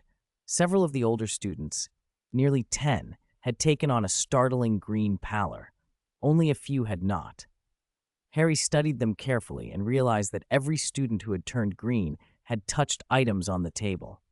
Of course, those props weren't as simple as they'd seemed. The upperclassmen had fallen for it. Sebastian raised a hand, and the chatter died. He stepped down from the podium and walked up to the green-faced students, smiling serenely. All students who have turned green, he said, pausing for effect, I regret to inform you, you have sacrificed yourselves.